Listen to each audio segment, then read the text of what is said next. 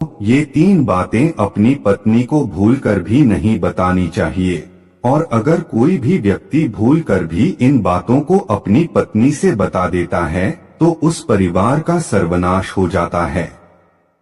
साथ ही वीडियो के अंत में हम आपको यह भी बताएंगे कि महात्मा विदुर नीति के अनुसार औरतों के नजरों में कौन सा पुरुष महामूर्ख होते हैं। दोस्तों, आज की ये अनमोल जानकारी जानने से पहले आप सभी से हाथ जोड़कर निवेदन है, वीडियो अगर पसंद आए तो प्लीज वीडियो को एक लाइक जरूर करें और कमेंट में जय मां लक्ष्मी अवश्य लिखें। दोस्तों, आचार्य चाणक्य एक श्रेष्ठ विद्वान होने के साथ एक अच्छे शिक्षक भी माने जाते हैं। आचार्य चाणक्य विश्व प्रसिद्ध तक्षशिला विश्वविद्यालय से शिक्षा ग्रहण की और वहीं पर आचार्य के पद पर विद्यार्थियों का मार्गदर्शन भी किया था। वे न सिर्फ एक कुशल कूटनीतिज्ञ बल्कि एक महान रणनीतिकार और अर्थशास्त्री भी थे। आचार्य चाणक्य ने अपने जीवन में विषम से विषम परिस्थितियों का सामना किया था, परंतु कभी हार नहीं मानी और अपने लक्ष्य को प्राप्त किया।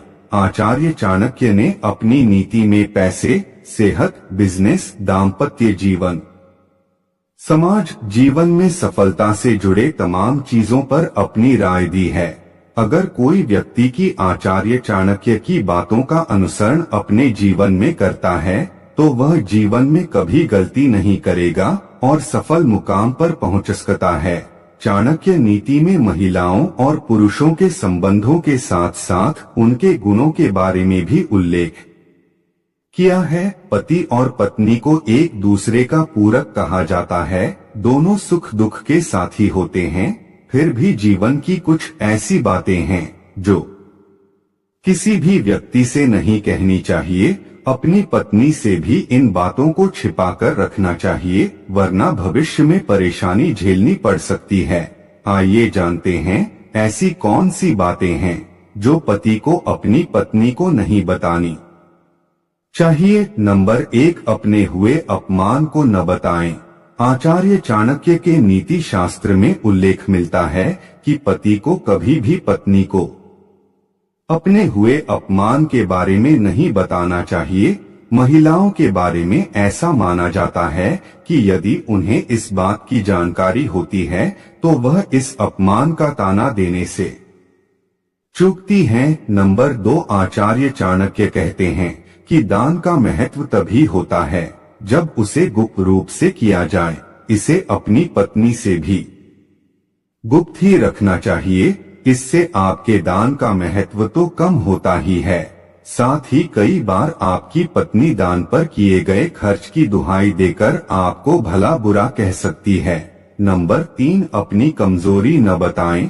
आचार्य चाणक्य के अनुसार यदि पति के अंदर कोई कमजोरी है या उसकी कोई कमजोरी है तो उसे अपनी पत्नी से साझा नहीं करनी चाहिए। आचार्य चाणक्य के अनुसार यदि आपकी पत्नी को आपकी कमजोरी पता चल गई तो वो अपनी बात मनवाने के लिए आपकी कमजोरी पर ही प्रहार करेगी। इसलिए अपनी कमजोरी कभी किसी को न बताएं, साथ ही अपनी कमाई न बताएं। आचार्य चाणक्य के अनुसार अपनी कमाई के विषय में भी पति को अपनी पत्नी को नहीं बताना चाहिए। अगर उसे आपकी कमाई पता चल गई तो वो उस पर भी अधिकार जताते हुए आपके तमाम खर्चे को रोकने का प्रयास करेगी। दोस्तों, आइए अब जानते हैं कि औरतों के नजरों में कौन सा पुरुष महामूर्ख होते हैं। नंबर 1, जो व्यक्ति अपने सच्चे दोस्तों और परिवार के सदस्यों को दुख देता है, वह ईर्ष्या करता है और दुष्ट व्यक्ति से दोस्ती करता है। ऐसा ही व्यक्ति हमेशा बुरे कर्मों में लिप्त रहता है और ऐसे ही व्यक्ति को मूर्ख कहा जाता है। इसलिए सज्जन व्यक्ति को दुष्ट लोगों की संगति से दूर रहना चाहिए और अपने परिवार के विचारों का पालन करना चाहिए। ऐसा करने से सफलता अपने आप प्राप्त हो जाती है और समाज में कुल का नाम ऊंचा होता है। नंबर 2, जो व्यक्ति हर समय अनावश्यक कामों में लिप्त रहता है और सभी को संदेह की दृष्टि से देखता है, साथ ही जल्दी खत्म हो जाने वाले कार्य को लंबे समय तक टालता रहता है। ऐसे ही व्यक्ति को मूर्ख कहा जाता है। इसलिए श्रेष्ठ व्यक्ति कभी भी अपना समय अनावश्यक कार्यों में नहीं बर्बाद करता है और वह सभी को समान दृष्टि से देखता है। वह उनके साथ अच्छा व्यवहार करता है। इसलिए ऐसे ही व्यक्ति को समाज में मान और प्रतिष्ठा प्राप्त होती है।